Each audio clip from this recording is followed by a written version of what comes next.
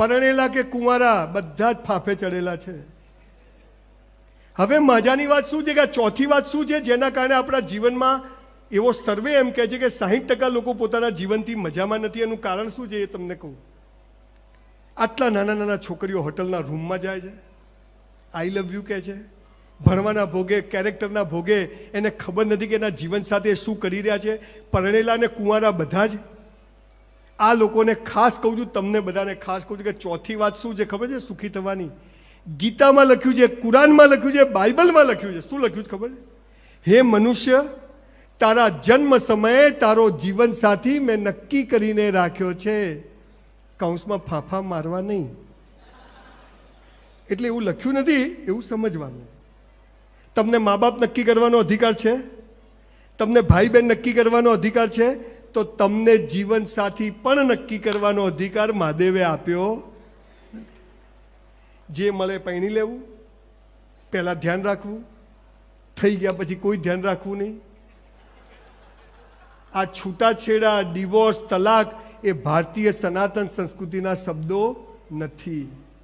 તમને ખબર છે 10,000 વર્ષના ભારતના એક પણ ધર્મગ્રંથમાં છૂટાછેડા શબ્દ નથી.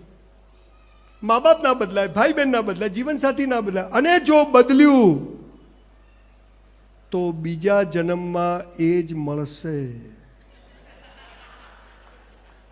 પેલી બબાલો તો પતાવી પડે ને ભટ્ટ સાહેબ. પેલા ઝઘડા છોડીને ભાગ્યા હોય એ તો પતાવવા પડે. એટલે બીજા જન્મમાં જો સારું જોઈતું તો અત્યારે તો જાનું આઈ લવ યુ, તમે છો તો હું છું. બહુ મોટો વિષય છે. એવો સર્વે કહે છે કે 60% લોકો અત્યારે પોતાની પ્રેઝન્ટ લાઈફથી હેપી નથી, અને એટલે 80% લોકો ભિખારી જેવું જીવે છે. તું જેવી હતી, જેવી છે, જેવી હોઈશ, તું જેવો હતો, જેવો છે, જેવો હોઈશ, આપણે સાથે છીએ. અને લગ્ન કહેવાય, બાકી બધો વેપાર કહેવાય. સાથે છીએ. હું હોટલમાં 400 રૂપિયામાં વેઇટરની નોકરી કરતો હતો ત્યારે જે છોકરી મારી પત્ની થઈને આવી અને પછી મારી પાસે પૈસા થઈ જાય, મર્સિડીઝ થઈ જાય, એટલે હું એમ કહું કે આ ગમતી નથી. આ સમાજનો સૌથી મોટો પ્રશ્ન. બહેનોને બી કહું છું, ચોરીમાં બેસતા પહેલાં 10 વાર વિચારી લેવું. બેહી ગયા, હવે અહીંથી જ આપણી લાશ ઉઠશે. હે ને? આ સંસ્કાર આવે ને એ ઘરમાં લક્ષ્મી આવે. અને આવું નથી કરતા ત્યાંથી જતી રહે. જીવન સાથી નક્કી છે. અમદાવાદમાં એક લો ગાર્ડન છે, ખબર છે બધાને? હા, એનું નામ છે લવ ગાર્ડન. સાંજે 7 વાગે ને અંધારું થાય એટલે છોકરા છોકરીઓ ત્યાં પ્રેમ કરવા આવે. હું જોવા જઉં. આપણે કરેલો નહીં. મેં તો હાલા કરે છે શું? અહીંથી ભાવનગર, સિહોરથી મા બાપે મોકલ્યા હોય કે હોસ્ટેલમાં રહેશે, પીજીમાં રહેશે, હે સારું ભણશે, અને આ મા બેટા ત્યાં જઈને પ્રેમ કરે. આપણને તકલીફ શું છે? લૈલા મજનુ, સીધી ફરિયાદ અને રોમિયો જુલિયટના પ્રેમની ખબર છે, પણ મીરાના, રાધાને અને રૂકમણીના પ્રેમની જ ખબર નથી. એમાં સાલો દાટ મળે. આ તકલીફ આ છે. પ્રેમ એટલે શું? છોકરો છોકરી 7 વાગે અંધારું એટલે આવે, એક્ટિવા ઊભા રાખીને સીધા ઝાડ પાછળ જાય. હું આમ કરીને જોઉં. પછી છોકરો છોકરી એકબીજાનો હાથ પકડે. હો, પછી છોકરી છોકરાને શું કે, જો બકા. આ બકા કે ને એનાથી ચેતવું. હો, આ બકાઈ જ જાય.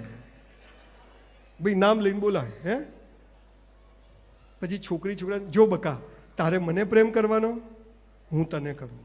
તારે કોઈને નહીં કરવાનો, હું કોઈને નહીં કરું. આ કેવી વાતથી બે વેપારી ભેગા થાય? તારે મને માલ વેચવાનો, હું તને વેચું. તારે કોઈ નહીં વેચવાનો, હું કોઈ નહીં વેચું. એટલે બે ભિખારી થશો.